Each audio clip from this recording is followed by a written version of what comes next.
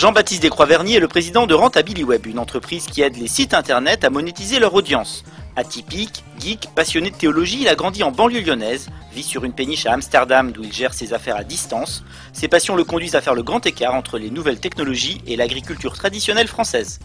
Vous avez un profil assez atypique pour un chef d'entreprise et pourtant vous commencez vos études de manière assez classique en faisant du droit. C'était quoi votre ambition professionnelle à 18 ans? À 18 ans, devenir prêtre. Mon ambition professionnelle. Mais comme on ne met pas tous ses œufs dans le même panier dans un cas comme ça, effectivement j'avais fait des études de droit parallèlement et c'est celles-ci qui ont abouti. Donc je suis devenu avocat d'affaires j'ai exercé 6 ans et demi je crois.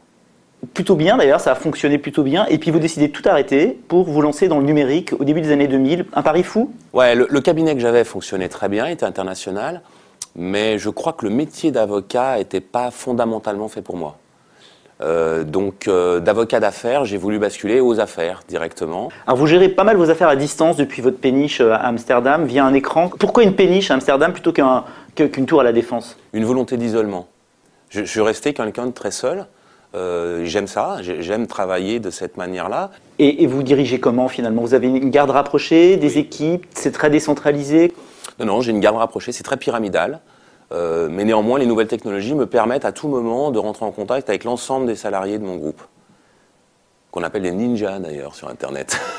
Et votre garde rapprochée, vous l'avez choisi comment? C'est le hasard des rencontres ou il y a des critères particuliers? Il y a des critères particuliers. J'essaie de m'entourer de gens qui ont des compétences qui sont complémentaires aux miennes. C'est pas la peine de prendre des gens qui ont les mêmes compétences que vous dans une entreprise. Et justement, quel est le cœur de vos compétences à vous?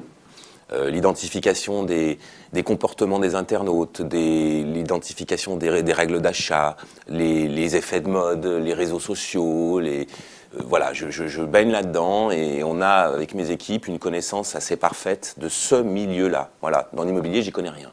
Vous aimez la pisciculture, l'agriculture. Est-ce qu'un jour, vous n'allez pas tout abandonner pour cultiver votre jardin? Tout abandonner, ça me paraît compliqué et je n'avais pas envie parce que j'ai dans mon sang, je vis sous perfusion d'ADSL. J'aime effectivement la pisciculture, les étangs, les lacs, j'ai des forêts, j'aime ça. C'est une passion, puis c'est ma culture profonde. Vous êtes passionné de théologie. Comment vous définiriez votre pratique religieuse? Peu pratiquant. Ma pratique religieuse, elle est intrinsèque, elle est personnelle. Je prie régulièrement, plusieurs fois par jour, mais j'ai pas besoin d'aller dans une église. Le 21e siècle, c'est Dieu et Internet? Ouais, clairement. Vous avez créé une fondation. Est-ce que c'est pour résoudre en partie les contradictions entre peut-être votre vision du monde et celle des affaires? C'est pas une contradiction. Là, on est vraiment dans ce qui me rend fier, dans ce qui fait que je pense que justement, il y a un certain succès dans ma vie. C'est parce que j'ai cette capacité aujourd'hui d'utiliser l'argent. L'argent n'est pas sale. C'est ce qu'on peut en faire qui peut l'être. 3 mots pour vous définir. Heureux, parce que je pense être le patron le plus heureux que vous aurez rencontré de l'année.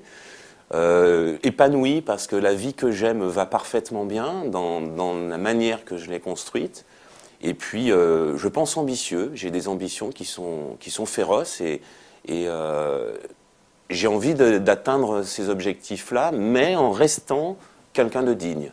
Si à 18 ans vous aviez choisi d'être prêtre, votre vie serait très différente aujourd'hui? Je ne suis pas certain qu'elle serait très différente aujourd'hui. Bien sûr, ma vie professionnelle le serait totalement. Je crois que ma vie spirituelle, en tout cas, elle s'est presque même renforcée depuis cette époque. Dieu est actionnaire de mon entreprise. Il a pris une action.